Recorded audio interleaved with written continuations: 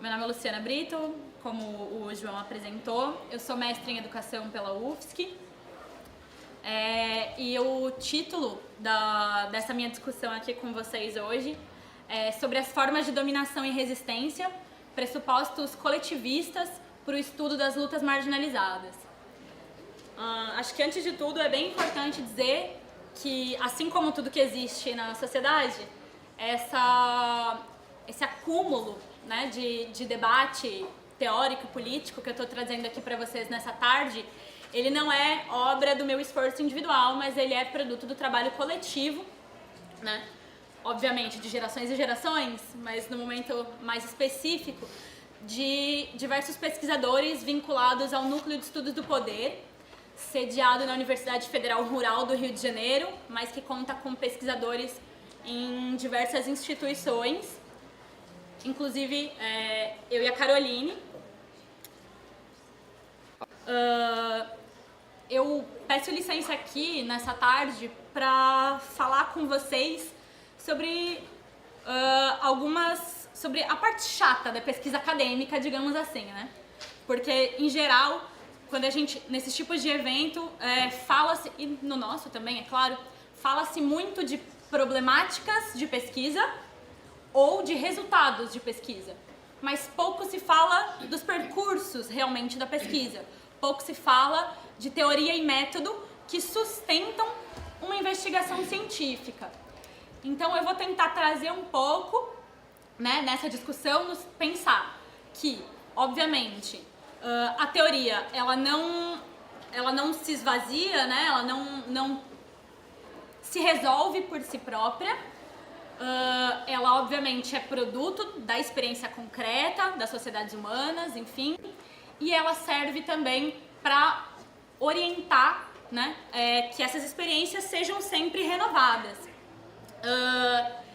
Então, por esse motivo, é bastante importante para a gente entender quais tipos de ferramenta a gente utiliza para fazer pesquisa se a gente deseja que as nossas pesquisas tenham uma determinada função nessa sociedade. E daí é um pouco sobre isso que eu vou falar aqui com vocês, tentando dar o pano de fundo aí, né, para depois passar o bastão para a Caroline, para ela falar um pouco sobre efetivamente daí os resultados da pesquisa dela sobre a questão das lutas das mulheres camponesas de Santa Catarina e outras questões. Bom, eu começo com duas questões bem básicas que eu acredito que são elementos assim fundacionais das incursões do anarquismo no campo da ciência e da pesquisa. Bom, primeiro, a teoria ela é uma arma, né, que é fundamental para orientar a prática coletiva. No caso, uma prática coletiva transformadora. Então, a teoria ela tem que estar respaldada pela prática e tem que servir para nortear a prática. Outra questão é, obviamente, que assim como com relação a todas as outras relações sociais, a produção de conhecimento ela não é isenta de conflito, ela não é isenta de disputa, né? A produção de conhecimento científico dentro e fora da academia, hoje eu vou falar com vocês um pouco mais, né, sobre a ciência nos moldes da produção científica mais acadêmica, mas obviamente que a gente entende que não se produz ciência só nas universidades, né? Mas ela se pauta por uma ideia, e pelo menos nós nos pautamos por uma ideia, de que existem poderes científicos, né? De que determinados conjuntos de ideias, de valores, de teses, de métodos, eles se constituem como hegemônicos, como dominantes em relação a outros, né? Por diversos motivos históricos, políticos, sociais, culturais e etc. E aí quando um determinado paradigma de conhecimento, né? E aí quando eu falo de paradigma, eu estou falando de um conjunto de métodos, teses e concepções, quando ele se alça a condição de um poder dominante dentro do campo científico, ele tem, né, por imperatividade, necessidade de se voltar contra os saberes marginalizados, contra os saberes dominados. Então é imprescindível que os poderes instituídos operem diretamente travando uma guerra de saberes contra outras formas de produzir e pensar a realidade. Então, esse é um pressuposto também para nós, né? A abordagem coletivista passa por entender que o saber, né, é produzido pelos anarquistas para orientar a prática política e a intervenção dos anarquistas na realidade, ela tem que se constituir como um protesto teórico, epistemológico, né, aos poderes científicos instituídos. Pois bem, e aí já dizia um célebre desconhecido entre nós, Proudhon, que a ciência exige a insurreição do pensamento, né? Então, eu vou começar essa minha fala, antes de apresentar a nossa própria posição, apresentar um pouco das tendências de pesquisa hegemônicas e de qual é o papel social que elas cumprem e de, né, como de alguma maneira isso se reflete ou não se reflete no nosso campo de pesquisa. Existe na contemporaneidade, e aí eu não estou falando só no caso das pesquisas desenvolvidas no Brasil, nas universidades brasileiras, eu acredito, né, que esse cenário que eu vou tentar traçar aqui, ele é uma condição transnacional, mas se reflete também bastante no curso das pesquisas aqui no Brasil, que obviamente dentro de uma lógica de uma institucionalidade que tem suas políticas educacionais determinadas por organismos do capital internacional, obviamente que seus limites estão claramente aí estabelecidos, né? Também por esses organismos. Então, eu começaria falando, né, sobre o que eu chamaria de uma tendência institucional da pesquisa sobre as lutas e movimentos sociais. Eu não estou falando aqui de correntes de pensamento, especificamente, porque eu acho que essas tendências, elas são transversais a diversas correntes, inclusive ao campo de pesquisas do anarquismo. Obviamente, estamos dentro de um mesmo campo científico que está em disputa e por isso somos também por ele determinados, né? Essa tendência institucional, ela se relaciona bastante ao que o Marcel van der Linden e outros pesquisadores vão chamar de velha história do trabalho, né? Que é uma tendência a reduzir as lutas e movimentos sociais à sua dimensão formal, visível e institucionalizada e regulada. Minha pesquisa mais recente, por exemplo, foi sobre o movimento estudantil. No Brasil, é extremamente característico das pesquisas sobre o movimento estudantil reduzir a história do movimento estudantil à história das entidades de representação dos estudantes. E mais especificamente ainda, a história da União Nacional dos Estudantes. Assim como pesquisar movimento trabalhista, em geral, significa reduzir-se às associações sindicais. E mais ainda, às direções das associações e centrais sindicais. Né? Vocês acho que conseguiram compreender essa ideia de que você toma uma pequena parte, que ainda que seja uma parte que goza de mais poderes políticos, econômicos e sociais dentro daquele campo em que se insere, ela não é a expressão total desse movimento, né? Em geral, algumas correntes daí de pensamento, para falar um pouco sobre isso, que tendem a se aproximar e tendem a reproduzir principalmente essa tendência institucional, né? E que ela é epistemologicamente, ideologicamente centralizadora, no sentido que ela tem as instituições, né, as instituições sociais e principalmente as instituições sociais oficiais que monopolizam o poder político e de alguma maneira vinculadas ao Estado como o seu horizonte do que é o real, né?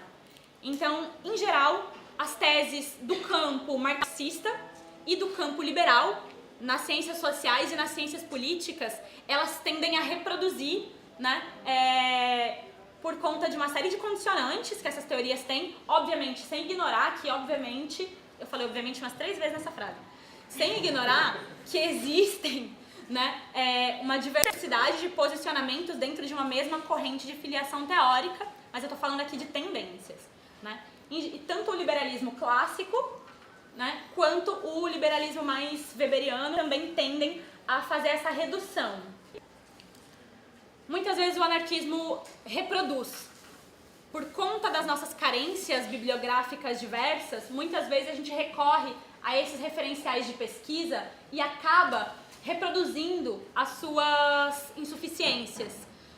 Por exemplo, é muito comum dentro das pesquisas do anarquismo a gente reduzir a história da Associação Internacional dos Trabalhadores à história do confronto entre Marx e Bakunin. Ainda que não queiramos, queiramos superar. A gente discorda da historiografia marxista, que dá centro à figura do Marx, mas o máximo que a gente faz é inserir o seu opositor. Isso continua reduzindo a história a uma história dos grandes homens e não coloca a classe trabalhadora internacional como protagonista da construção desse processo, né? Enfim, esse é um exemplo dessa tendência. E essa tendência, né, e não à toa que ela é conhecida como é chamada da velha história do trabalho, ela tem tido nos últimos anos, e ela foi por muito tempo e segue sendo ainda, talvez, hegemônica no campo de pesquisa institucional, mas mais recentemente, nas últimas décadas, ela tem rivalizado com uma outra tendência de pesquisa que tem ganhado bastante espaço, que eu chamaria de tendência culturalista da pesquisa sobre as lutas sociais. Essa tendência culturalista, por outro lado, ela tende a pecar exatamente pelo seu extremo oposto, que é justamente o descarte da organização, da estruturação, né, e de uma prática histórico-política acumulada ao longo da história e ao longo de um curso de experiências de uma mesma categoria, mesmo grupo social ou de uma mesma classe.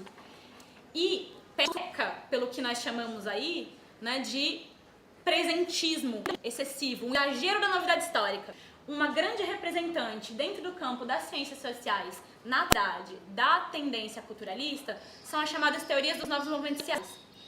E que elas apresentam uma série de repertórios de ação coletiva que são reduzidos, né? Eles são retirados de uma história global da luta, dos conflitos e das experiências dos grupos dominados como um todo, são reduzidos a gramáticas, a repertórios, a performance, que são recortados e colados sem que haja uma busca pelas experiências que precederam esses movimentos.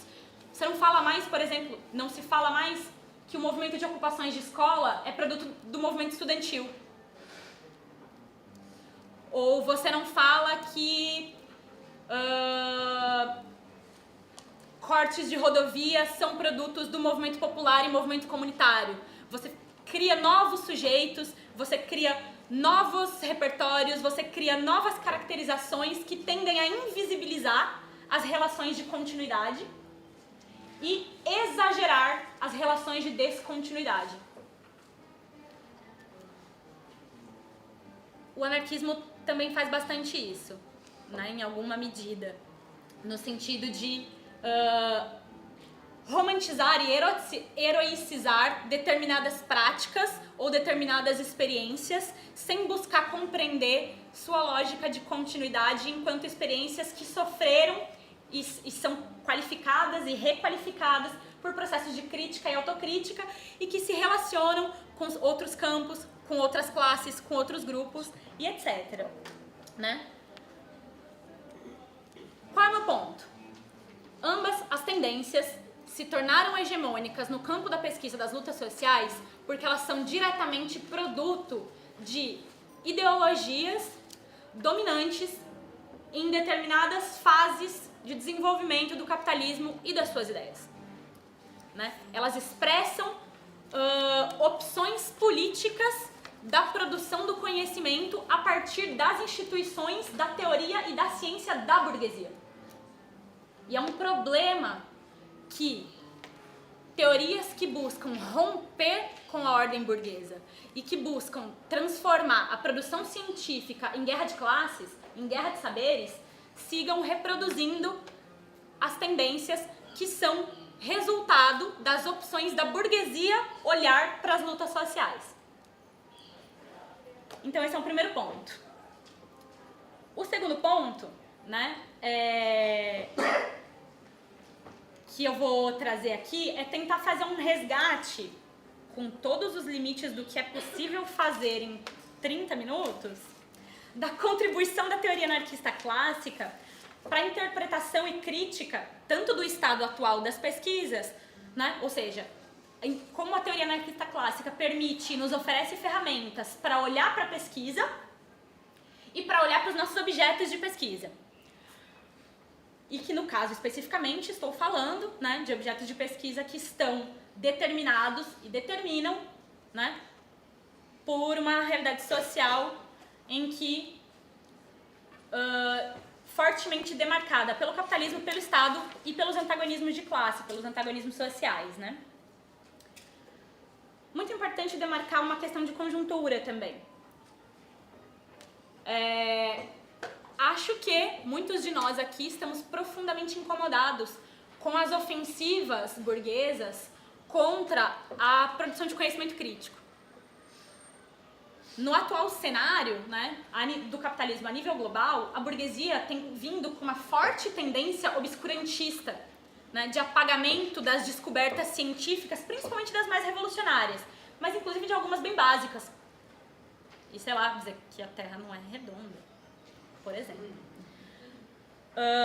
E essa tendência obscurantista, né, e ela se materializa aí, tanto no novo fortalecimento de tendências de pesquisa institucionalistas ou de tendências de pesquisa diluidoras da história, como é o culturalismo, como também em manifestações políticas concretas, em políticas educacionais, lei escola sem partido, base nacional comum curricular, que vai determinar a formação de professores, determinar currículo, né, e vai nos estrangulando por todos os lados na possibilidade que a gente tem de acessar ciência.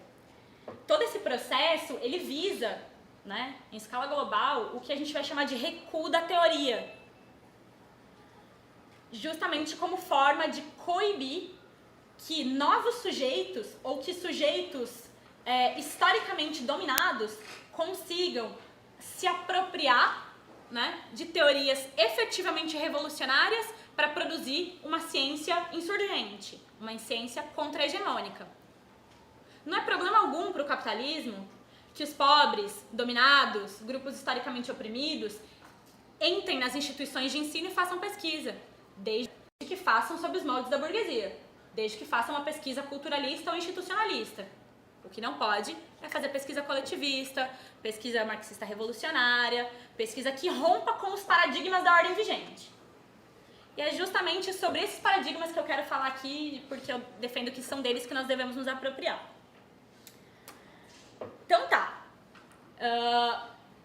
Partindo do pressuposto de que isso aqui que eu estou chamando de abordagem coletivista, que se respalda na teoria anarquista clássica, ela é um saber político e científico insurgente, significa que ela tem a sua origem, né, das experiências acumuladas de segmentos dos grupos dominados que se levantaram contra a ordem e produziram experiências e conhecimentos que foram mais ou menos sistematizados por alguns sujeitos e o que permitiu que a gente siga instrumentalizando eles ainda hoje, né? E que tem algumas orientações, algumas normatizações, porque parte de algumas teses, algumas interpretações que foram resultado dessas experiências. E eu vou falar um pouco dessas teses, desses métodos e dessas regras do método sociológico coletivista, que elas são não somente diferentes, mas como são opostas às regras do método sociológico da burguesia. Bom,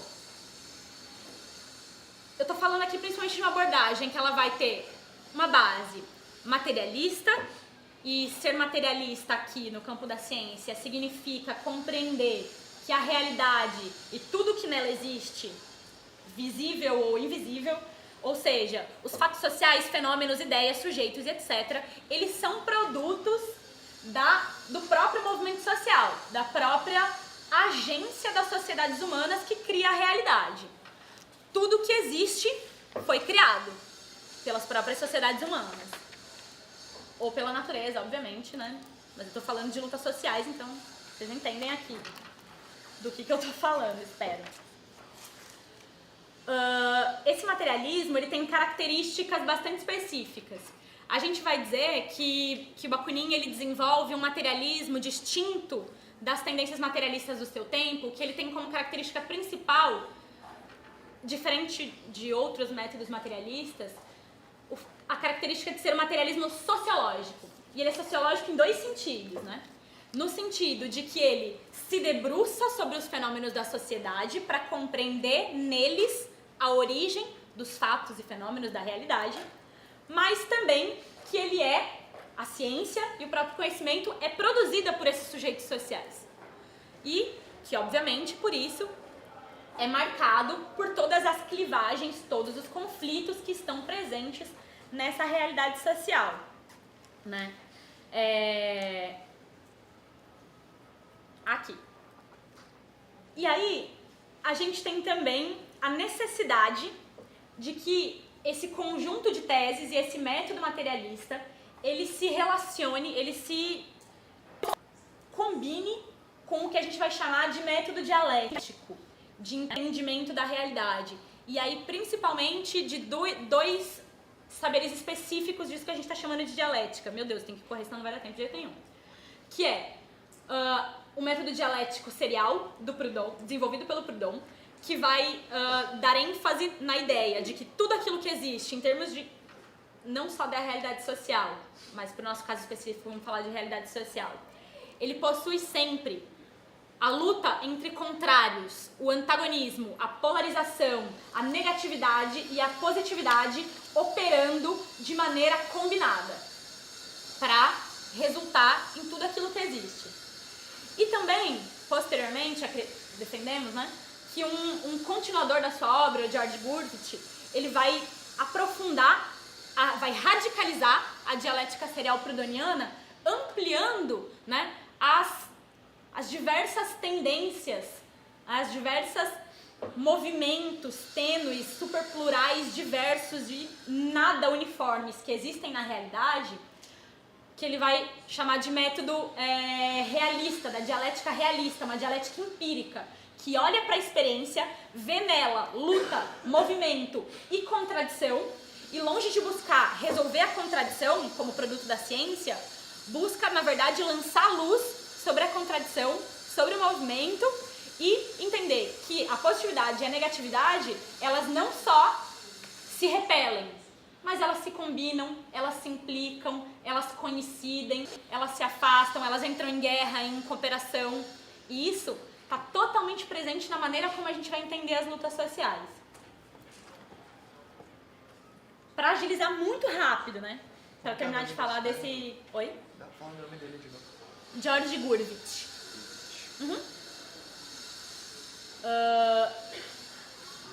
Os elementos, e aí eu só vou citar bem rápido para dar conta dessa parte mais chata, para chegar na parte interessante que são as teses, né?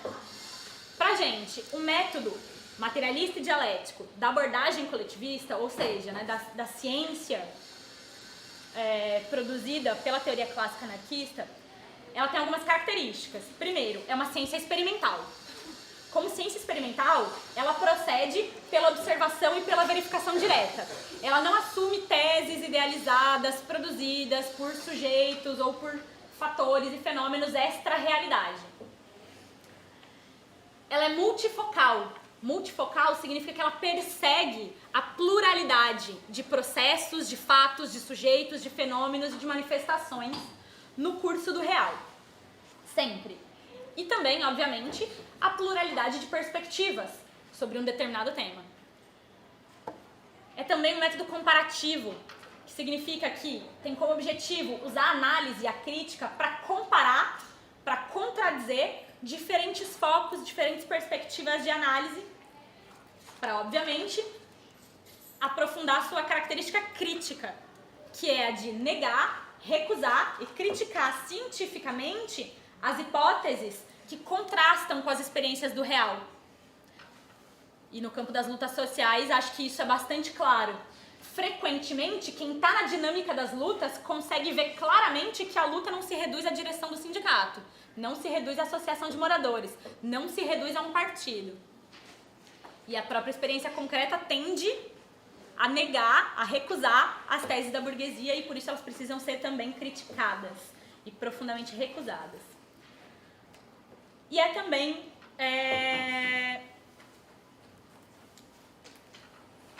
um método compreensivo, no sentido de que ele busca, dentro dessas diversas operacionalidades, dessa diversa complexidade que está posta para o tratamento dos problemas, né? Ela busca estabelecer diversas relações, e o máximo de relações possíveis, tanto diretas quanto indiretas, entre as diversas causas, os diversos efeitos, os diversos resultados dessa cooperação, desse antagonismo, né? Que estão presentes aí nos modos de ação dos grupos sociais diversos. Bom, parece absurdamente complicado e talvez o seja. Não, acredito que não é. Mas acho que isso toma um pouco mais corpo e faz um pouco mais de sentido quando a gente não fala do método pelo método, porque o método não serve só pra gente dizer que a gente tem o método mais excelente e o método mais revolucionário do que todas as outras correntes teóricas. Serve justamente para que a gente consiga contrapor as nossas teses. E agora eu vou finalmente falar sobre algumas das teses, né, que a gente usa, alguns dos entendimentos que são a base para o nosso estudo das lutas sociais, em contraposição às bases da tendência institucional e da tendência culturalista. Para não parecer que eu estou falando um monte de coisa desconexa aqui, eu vou tentar relacioná-las agora. Bom, vamos lá. Uma das coisas que eu falei no início, né, que é uma das teses mais fundamentais da abordagem coletivista, é entender que a realidade é produto da atividade, do movimento, do que a gente chama de forças coletivas, né? As forças coletivas, elas existem como realidades próprias, né? Que têm capacidade de atuar na realidade, transformando essa realidade ao mesmo tempo que são transformadas por elas. As forças coletivas são todas as coletividades humanas que são produzidas dentro das realidades sociais e atuam produzindo as realidades sociais e ao mesmo tempo produzindo a si mesmas. Ou seja, o que eu estou dizendo aqui? Que não é possível, né, que a nossa prática acadêmica, né, ela... Me perdi.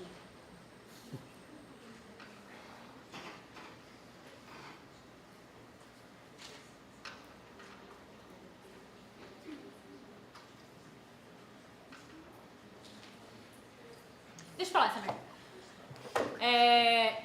Não é... O que eu tava falando? Enfim, forças coletivas. O entendimento de que a realidade social, ela não é produto de fatalidades. Ela não é produto de determinações que fogem ao controle da sociedade humana. E que não existe margem dentro do curso da história para que a própria sociedade determine a si mesma, né? Então, é um entendimento, e aí o Gurvitch vai discutir isso muito bem num livrinho que chama Determinismos Sociais e Liberdade Humana, que ele vai falar que um conflito fundamental na realidade social é o conflito, né, entre determinismo social, os diversos determinismos que existem, e a liberdade humana, ou seja, a capacidade das sociedades e das forças coletivas agirem a partir dos determinismos, inclusive transformando os determinismos, subvertendo e criando novos determinismos, novas determinações, novos pontos de partida para a própria prática coletiva, para a própria experiência coletiva. Ou seja, a experiência coletiva nunca surge do nada. A experiência coletiva ela nunca é improvisada. Ela é produto de uma história, mas a história também não é um negócio que paira no ar acima da humanidade. A história é, obviamente, produto da ação humana. As forças coletivas não são nunca homogêneas. As forças coletivas, elas são profundamente plurais, profundamente diversas e profundamente contraditórias na sua diversidade. As forças coletivas, elas são justamente a ideia de que existe unidade, e a unidade, ela é justamente a confluência de um sem número de diversidades, particularidades e etc. E aí, as classes sociais são a expressão perfeita disso, né?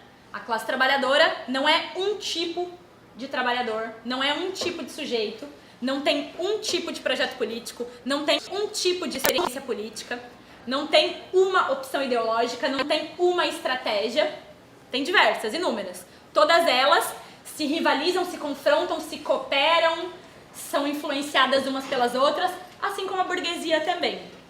E travam confrontos internos. E aí eu chego a um elemento bastante importante pra gente, pra análise das lutas sociais. É preciso entender que existem, no campo das lutas sociais, dois eixos do conflito político. Um eixo vertical, que vai opor diretamente dominados e dominantes. E que dominados e dominantes, e aí eu tô falando que pessoas que têm e não têm poder político, econômico, social, cultural, científico. E esse antagonismo, essa separação, ela também implica em uma série de determinações, né? Uma série de confluências, cooperações, antagonismos, guerras, passividade, pacifismo e etc. Como um eixo, mas não o único eixo das lutas sociais. Existe também um eixo horizontal, ou seja, é preciso olhar, e é fundamental porque as lutas sociais elas não podem ser compreendidas devidamente se a gente não compreender que dentro das lutas e dentro dos movimentos existe luta e movimento. Dentro de todas as classes, categorias, grupos sociais, inclusive os mais fechados deles, as seitas, partidos e etc, etc, existem clivagens, existem antagonismos, existem disputas. E essas disputas, elas têm tudo a ver com as disputas que esses grupos travam com os grupos dominantes. Porque elas são decisivas para a maneira como os grupos dominados vão se colocar em relação aos dominantes. Se uma relação de mais cooperação ou de mais antagonismo, né? E daí não é possível entender o eixo horizontal sem compreender o eixo vertical, assim como o inverso também é verdadeiro. Outra coisa, acho que também não é possível compreender um fenômeno social a partir da experiência isolada. A ideia do materialismo reside bastante nisso e no entendimento de que todos os processos eles são frutos de quadros sociais de referência. E esses quadros sociais de referência, eles são fundamentais para entender como se desenrolam os processos na sociedade. Não é possível compreender a luta por creche do movimento de mulheres estudantes universitárias sem compreender a realidade da universidade, a realidade do sistema de educação como um todo, a realidade do que é ser mãe na sociedade de classes e sem compreender o que é a sociedade de classes ela mesma. Nesse sentido, né?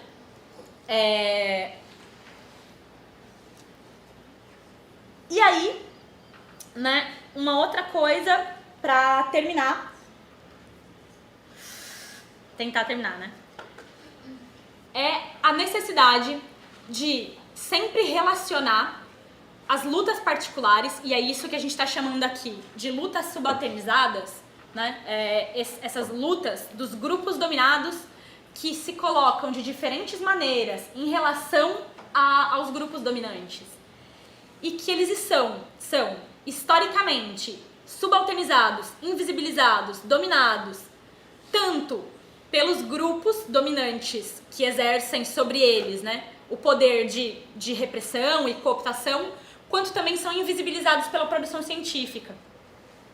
Ou são deturpados por uma produção científica enviesada pelas teses de interpretação da burguesia, dos dominantes, sobre esses grupos dominados, né? E aí, o isolamento desses sujeitos, né, o isolamento dessas lutas e dessas interpretações, ela é um complicador enorme para o seu entendimento. A Caroline vai trazer um debate sobre, por exemplo, gênero e campo, que são dois marcadores, são duas incursões possíveis no campo das lutas dos grupos dominados, que em geral são isoladas e que em geral são isoladas do restante das lutas sociais. Você estuda mulheres a partir exclusivamente da sua identidade enquanto mulheres, você estuda o camponês a partir exclusivamente da sua identidade enquanto camponês, e não coloca esses sujeitos como sujeitos complexos que produzem uma realidade social e que produzem também um saber político que deve alimentar a teoria, e que por isso, né, a experiência desses próprios sujeitos em relação ao quadro social no qual eles se movem e nas suas contradições e nas contradições que eles criam é fundamental para a sua compreensão. E por isso, né, que a abordagem coletivista ela vai utilizar essas teses, essas diversas teses, de maneira combinada para buscar oferecer um tratamento diferencial a essas questões, né, proporcionando um estatuto diferente, né, para essas pesquisas, oferecendo a essas pesquisas, né, não só oferecendo uma possibilidade da pesquisa, obviamente associada à prática, né, de intervenção na realidade, a possibilidade de travar uma crítica radical às estratégias dos grupos dominantes, tanto no campo da atuação social e política, quanto no campo do obscurecimento da atividade social e política a partir da produção científica, a partir da produção da história, né? Entendendo que esse conjunto de teses que são oferecidas pela teoria anarquista clássica e hoje atualizadas na abordagem coletivista, elas são, né, a única forma, no nosso entendimento, não a única forma, obviamente, falei que não existe única forma de nada, né? Mas no meu entendimento, a forma mais radical, né, no campo da pesquisa, no campo da guerra dos saberes, realmente romper radicalmente com a determinação dos saberes da burguesia, das versões da burguesia sobre as lutas dos grupos dominados, e produzir um saber político insurgente que seja produto das insurgências e contribua para a consolidação e para o fortalecimento de novas insurgências. Acho que é isso, porque eu não quero ultrapassar muito o meu tempo de 40 minutos. Eu sou, socióloga, né, professora do ensino médio, numa escola técnica no Rio de Janeiro chamada Cefet. Eu vou dar continuidade à discussão, né, que a Luciana fez sobre a abordagem teórica de alguns temas, né? A minha experiência de pesquisa, ela foi muito voltada, né, desde 2004 para a área rural, estudando movimentos de mulheres rurais, né? E eu queria contar um pouco, eu acho que dessa trajetória e fazer algumas divisões da minha fala também, né? Primeiro, eu acho que só para falar um pouco dessa questão do percurso, né, de pesquisa que a Luciana estava chamando atenção, de como que a academia mudou de lá para cá, né? Tem uma diferença muito grande de 2004 para pensar, e agora 2018, em relação à discussão de gênero, à discussão de classe e de raça. 2004, nenhuma dessas questões eram vistas como questões importantes. Gênero praticamente era um gueto, né, acadêmico, se tinha uma discussão, mas muito fechada, muito localizada, né? Sobre a questão racial, menos. Sobre campesinato, também grupos, né, bem específicos, pesquisadores que tratavam de campesinato já há longo tempo, mas sem tocar na estrutura, né, hegemônica dentro das ciências humanas e mais particularmente dentro da sociologia ou da antropologia, né? Isso ficava como questões específicas, mas não com um objetivo de uma reflexão mais radical, mais estruturante da produção de conhecimento. Então era muito complicado, né, você tratar desses temas ainda sem um ambiente, percebendo que naquele momento já, embora não fossem conceitos que estavam ali colocados para o debate acadêmico, como hoje aparece muito mais, mas que já começava a ser trazido para pensar, por exemplo, os movimentos de mulheres, né, e os movimentos de mulheres rurais. Conforme, né, eu começo a pesquisar esses movimentos de mulheres, me aparece primeiro, né, a categoria gênero. Ela começa a ter mais espaço. Mas ainda assim, sem que surgisse também aquele cuidado, aquele rigor teórico, metodológico, de você perceber a construção do conceito, né? Que tipo de relação a gente faz, como é que ele chega, por exemplo, com mais força, né, com mais potência de explicação no contexto brasileiro. Ele simplesmente chega como um instrumento de análise importante, né, que precisava ser usado para poder entender as lutas em curso. Mas esse outro chamado ainda era, digamos assim, um pouco mais fraco. Mas isso foi nesse momento, lá por volta de 2004, quando eu estava começando a discutir. E essa dificuldade, né, de você trazer elementos, né, isso que a Luciana estava chamando a atenção, né, de como é que esse rigor teórico, esse compromisso com uma ciência surgente, que traz de fato uma radicalidade na sua produção do conhecimento, como é que ela é importante. A reprodução de teorias, né, sem que a gente consiga ter o controle sobre os conceitos, ele faz com que a gente reproduza uma visão dominante, né, sobre os fenômenos sociais. Então, nessa primeira aproximação com esses movimentos de mulheres, a forma de eu olhar a história da organização das mulheres no campo, se eu usasse só o conceito de gênero, ele me levava para uma direção. Vou dar um exemplo. Começando a trazer assim, quando é que eles surgem, por quais motivos, em que lugar, né, se é no Nordeste, se é na região Sul, etc. No primeiro momento fiz uma coisa super ingênua, assim, eu fiz tipo uma linha do tempo. Mas aparecia assim, por quê? Eram muitos estudos de caso. Então tinha muitas teses, muitas monografias, cada uma falando, eu estudei o movimento na Paraíba, eu estudei o movimento em Pernambuco. E tudo aquilo ali me alimentando, né, tentando entender um panorama onde vários movimentos, de uma forma não necessariamente coordenada, despontaram. Chama atenção, né? Você pega a década de 80 e fala assim, surgiu um movimento em praticamente todos, o movimento de mulheres rurais, tá? Em praticamente todos os estados do Brasil. Basta eu dizer que era um momento de reabertura política, redemocratização, qualquer desse termo? Não é o suficiente. É um elemento, mas não é o suficiente. Qual é o elemento local? Qual é a contradição local? Como é que eu posso pensar isso, né? Assim, com uma leitura maior, unindo esses estudos de caso. Mas dentro dessa linha do tempo, que eu estava dizendo assim, que foi super ingênuo, né, da minha parte, mas porque, vou simplificar, tá, gente? Vários movimentos surgiram na década de 80. 86 e 87 surgiram duas grandes articulações regionais, aqui no Sul e no Nordeste, né, que era o Movimento de Mulheres Trabalhadoras Rurais do Nordeste, e aqui no Sul era a articulação das instâncias das mulheres trabalhadoras rurais do Sul.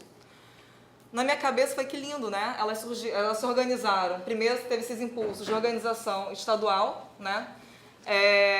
Essas aproximações, elas foram acontecendo pela própria dinâmica da luta, no sentido de criar uma instância para poder potencializar essa luta em termos regionais, né? Articular quais eram aquelas questões.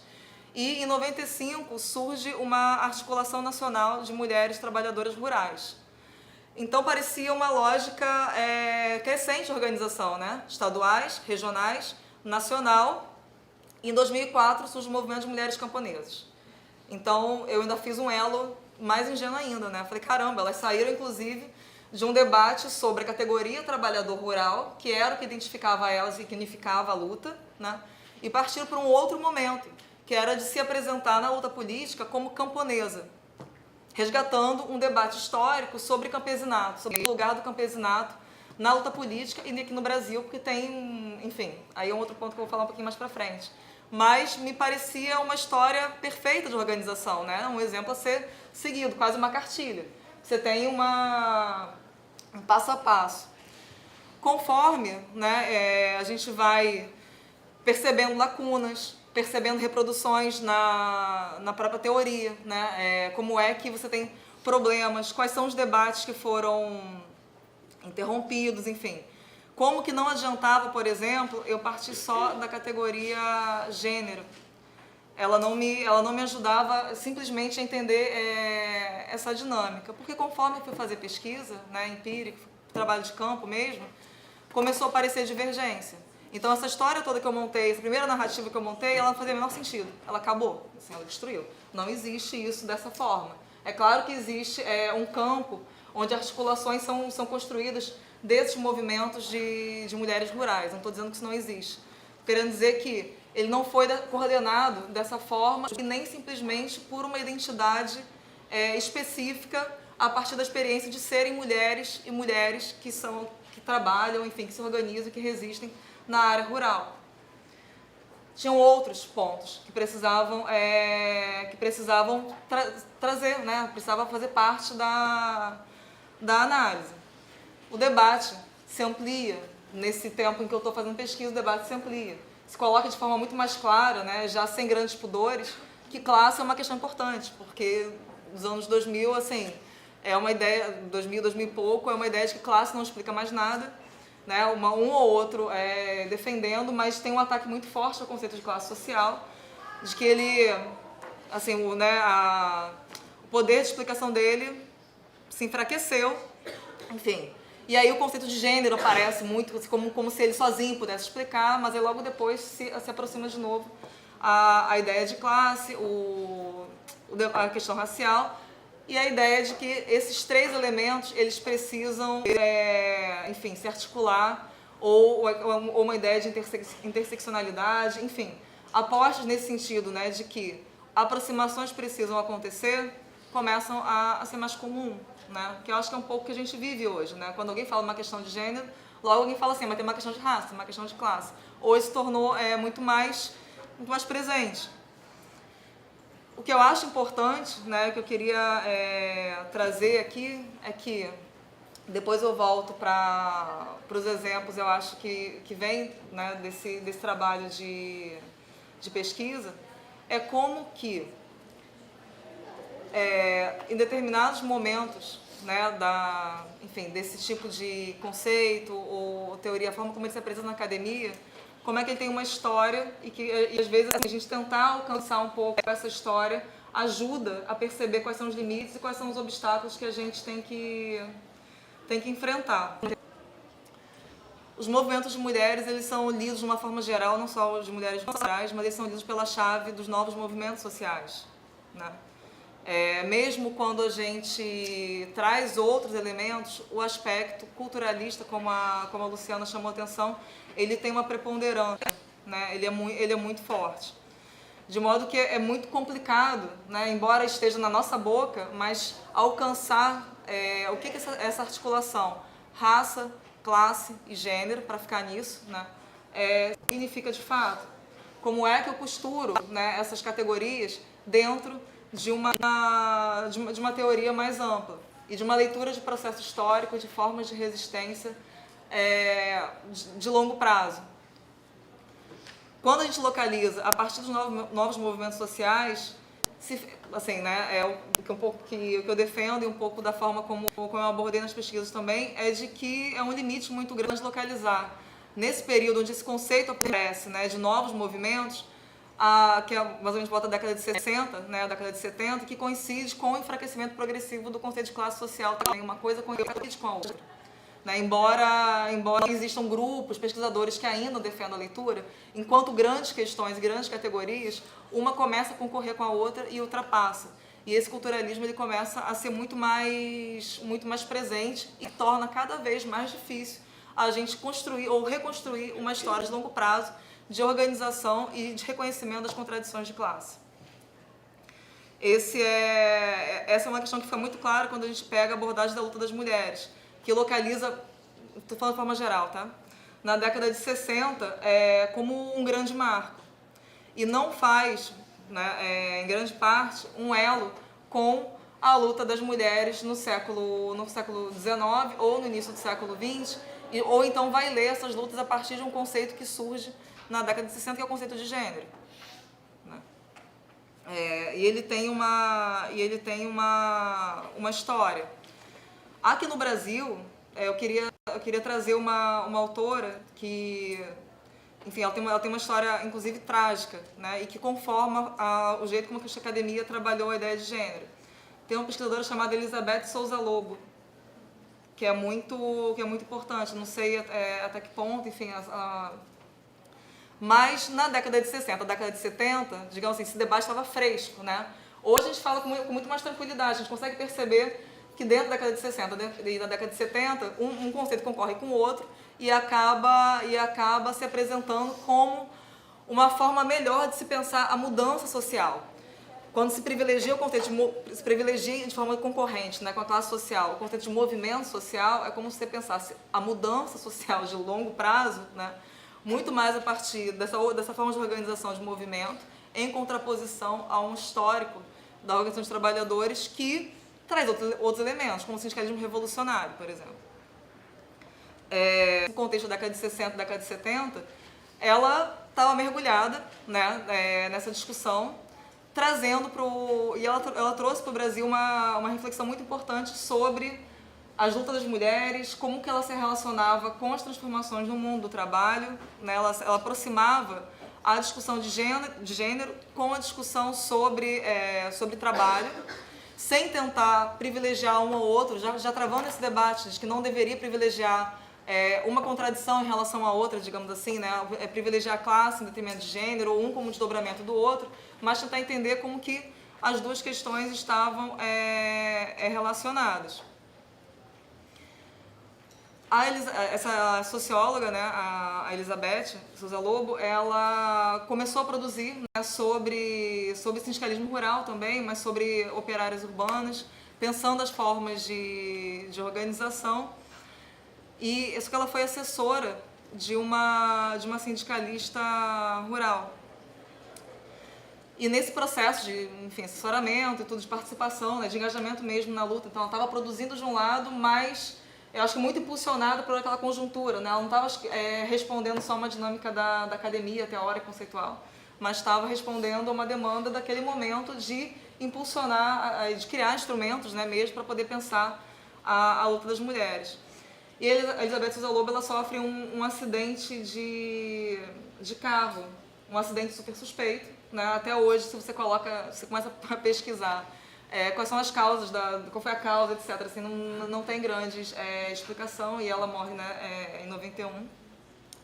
Então, e muito engajada, né? Então tem toda essa questão em torno da morte dela. O fato é que ela era uma das pesquisadoras que faziam aquele trabalho magnífico, né, de trazer um debate da forma como a gente gostaria que o debate fosse trazido, né, assim, problematizando, fazendo uma releitura sobre a nossa realidade, não simplesmente importando uma categoria, mas tentando ver os limites dela e como é que ela deve ser aplicada aqui dentro da nossa realidade.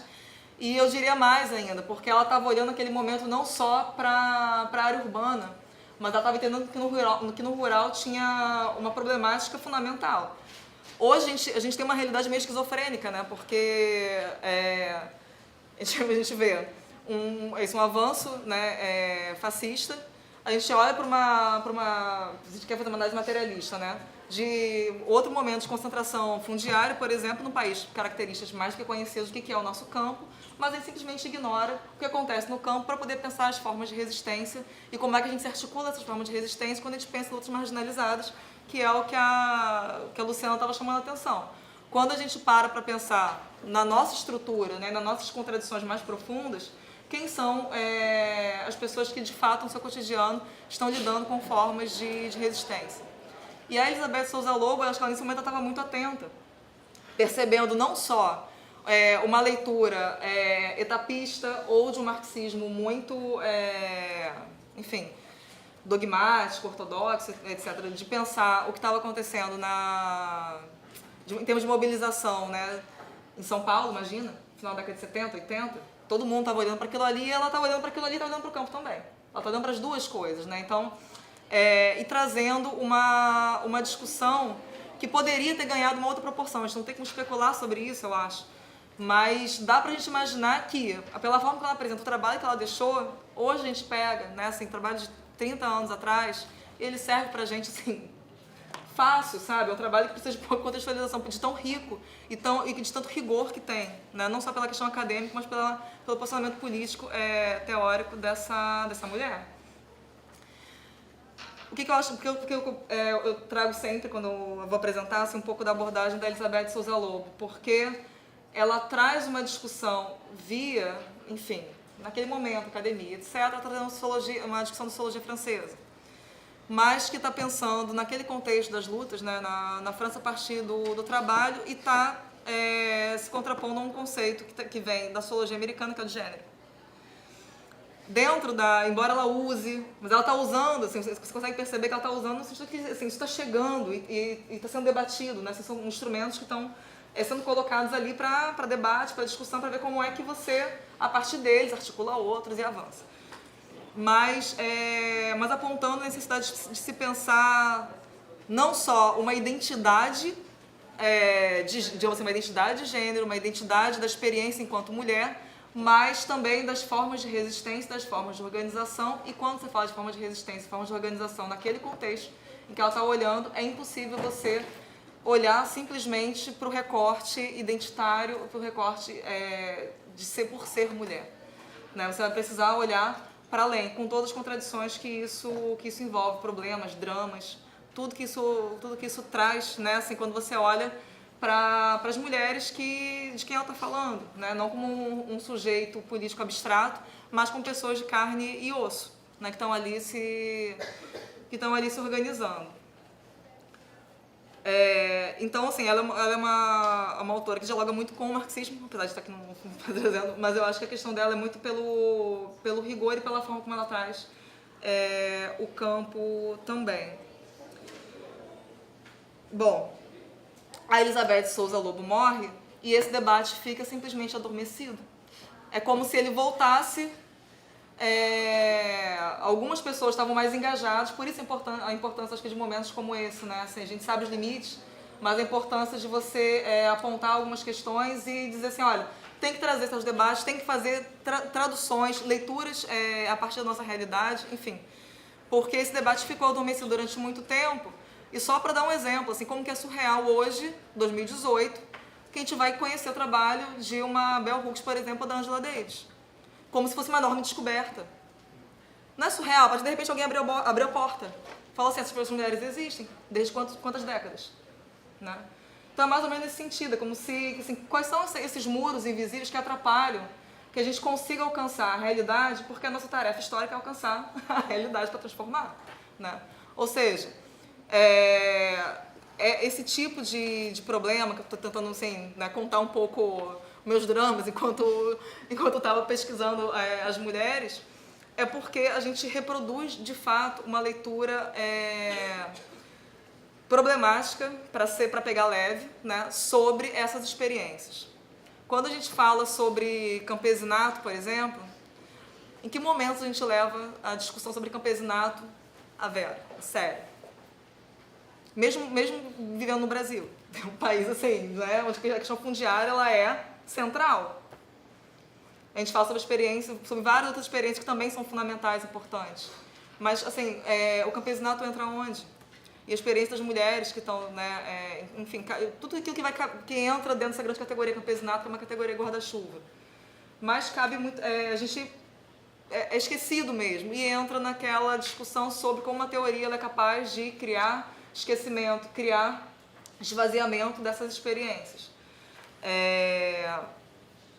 Não aparece. E a forma como geralmente o campesinato é visto, né, tanto pelo lado liberal conservador à direita, quanto por boa parte da esquerda marxista, é a ideia de que o campesinato ele precisa ser, bom, das duas uma, ou ele vai deixar de existir, né, assim, está fadado à extinção, ou ele precisa ser tutelado.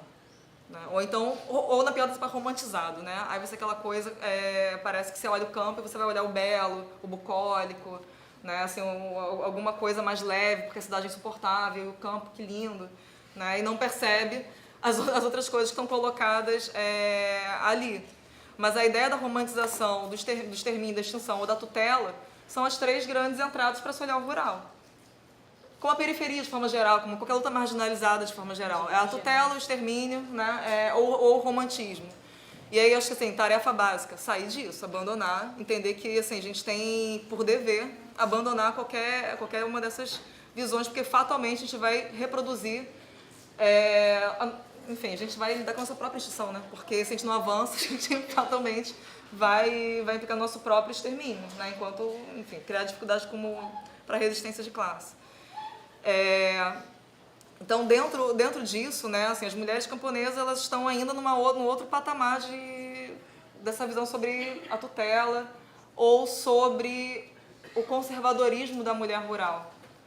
Né? Então, assim, um olhar urbano sobre o rural que se reproduz de uma forma muito tranquila, né? Assim, ela graça por vários espaços, não só pela academia, né? Essa ideia de que existe uma luta mais avançada e uma luta mais atrasada. A luta mais avançada é a luta urbana, a luta mais atrasada é a luta rural. E a gente tem vastas experiências para dizer que é o contrário disso, mas apesar das evidências, a gente insiste ainda que o olhar urbano, ele é o olhar mais... A gente critica o etapismo, a gente faz a crítica e na hora de avançar não na análise, mas na organização e na prática, a gente acaba reproduzindo essa visão urbana. E a gente vai olhar para experiências, né, de organização no campo de forma romantizada.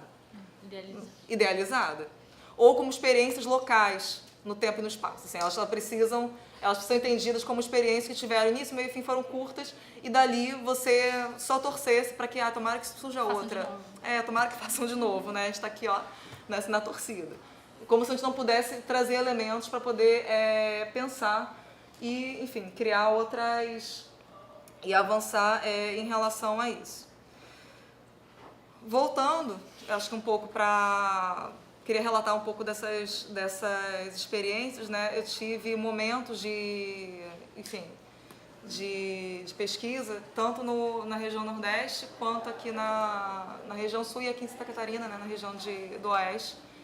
Mas dentro daquela linha do tempo, estava contando antes de como que ela foi, na verdade, uma primeira imagem e que não correspondia à realidade, porque na prática, né, assim, na organização concreta existia uma distância que o fato de serem mulheres não unificava a luta dessas mulheres. Outras questões se impunham para a forma como elas se colocavam no campo político.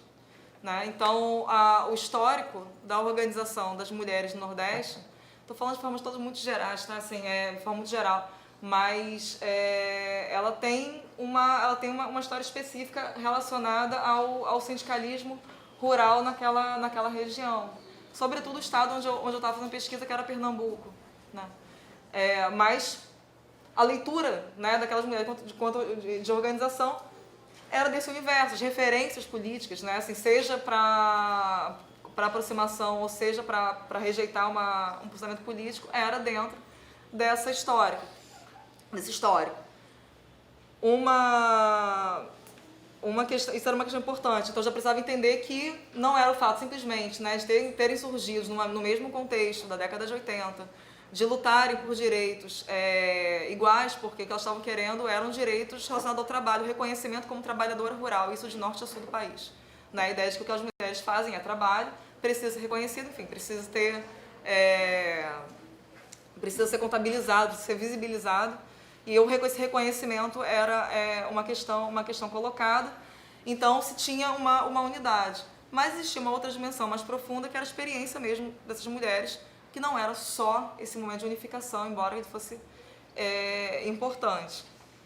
Então, uma diferença regional, depois eu falo um pouco mais sobre isso, mas uma diferença campo-cidade muito profunda também.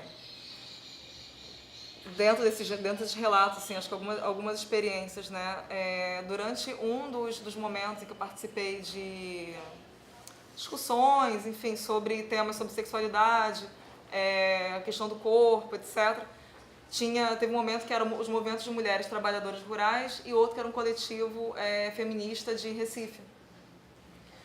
E discussão vai, discussão vem. Nesse momento, estava lá enquanto pesquisadora, né? Estava fazendo pesquisa apenas e as mulheres lá de Pernambuco, assim, um belo momento, elas se viram todas de costas para mim, né, que estava fazendo o trabalho sobre corpo e tudo. E aí depois elas explicam por que elas tiveram essa postura, assim, ela, olha, você está chegando aqui sem me conhecer, sem entender qual é o meu processo, enfim, você não me conhece, e está querendo me dizer como que é o meu corpo, né? Você está querendo, enfim, a sexualidade é assim como se tivesse, né, assim, uma referência para dizer como é que é a sexualidade, e você já está partindo da ideia de que eu sou a mulher conservadora, eu sou o atraso, você é o avanço, naquela chave que eu estava querendo colocar antes, e que você vai me dizer como é que eu vou olhar o meu corpo agora. Então agora eu vou ter orgasmo desse jeito, é assim que você está me dizendo. Né? Então, assim, como é que você vai...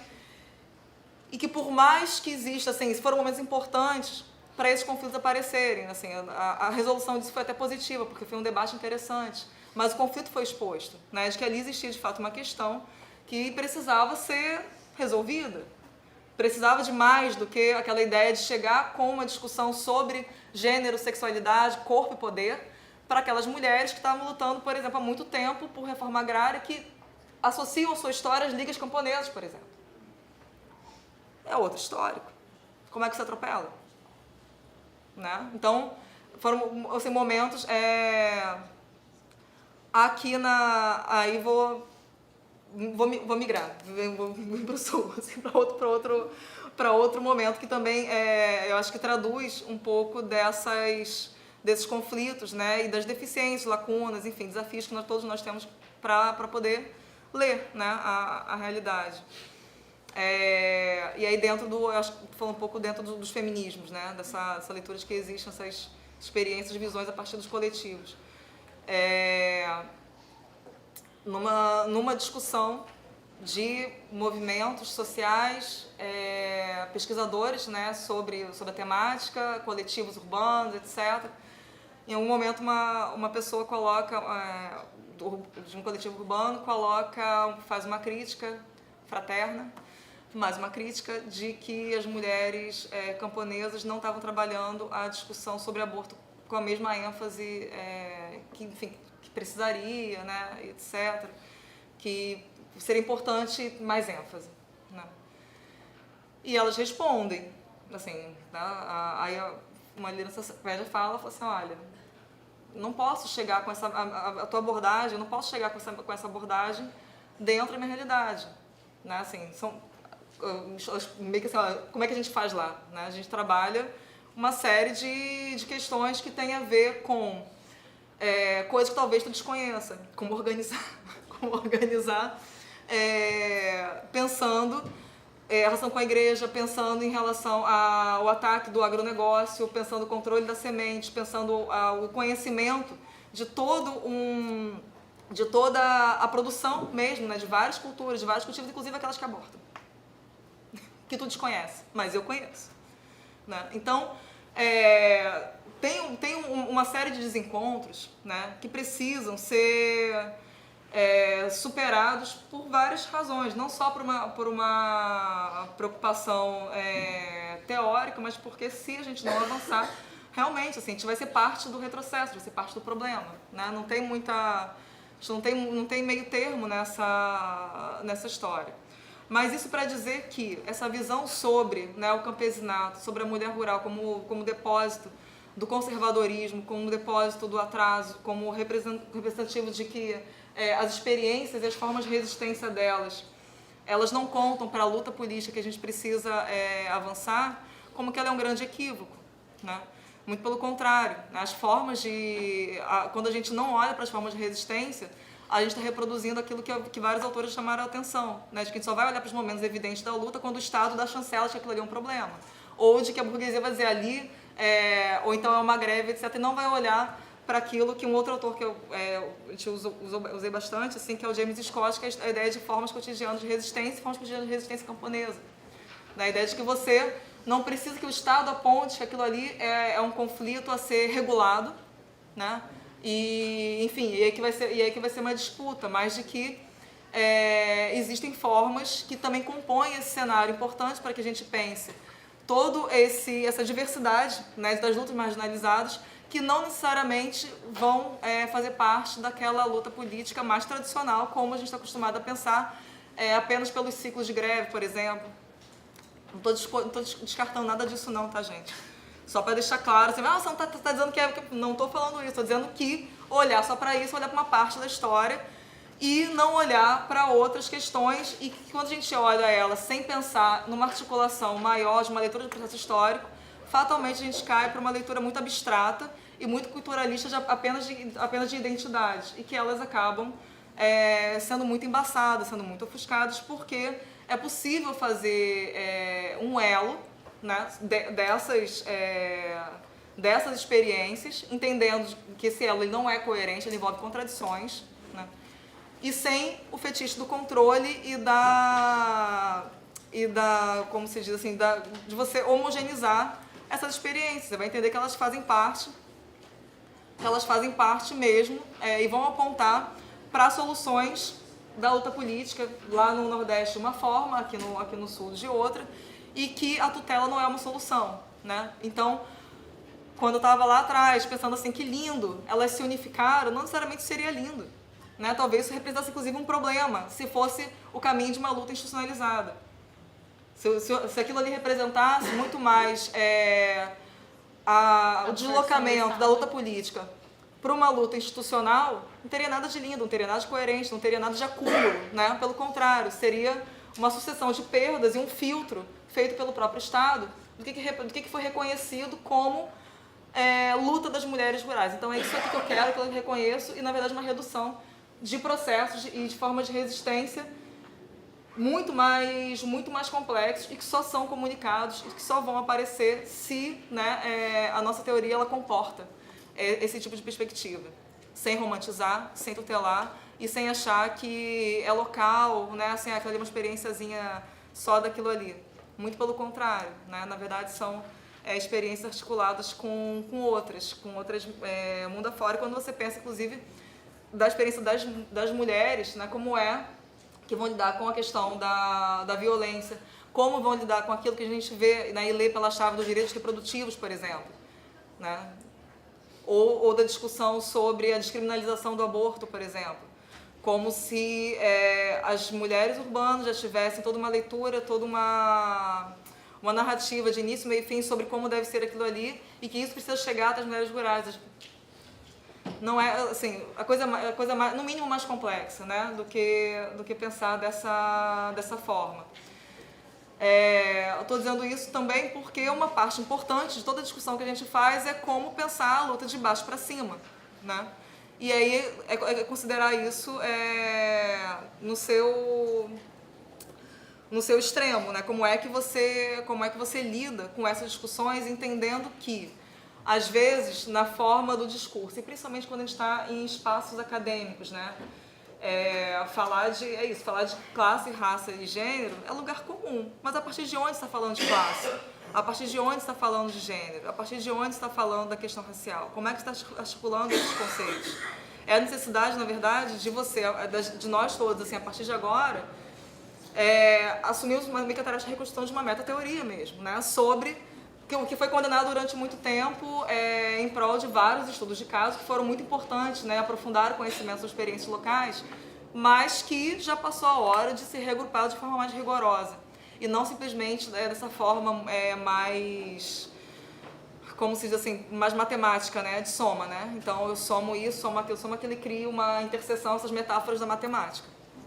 A gente pode usar, tentar ir além, pensando que, a depender do contexto e a depender da forma como a gente vai organizar e enxergar como resistir a esse avanço, né? Enfim, daqui para frente, tem que se aprender, né, muito com essas experiências.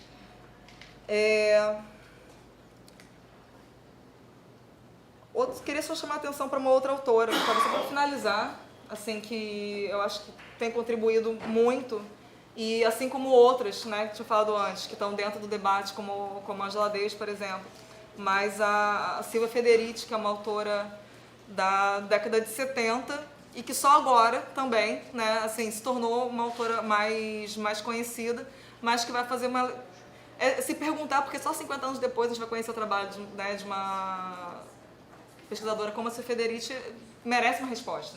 Não basta só te lamentar, caramba, só agora a gente vai conhecer ela. Responder o porquê só agora faz parte, né, acho que do caminho do que a gente tem como obstáculo pela frente.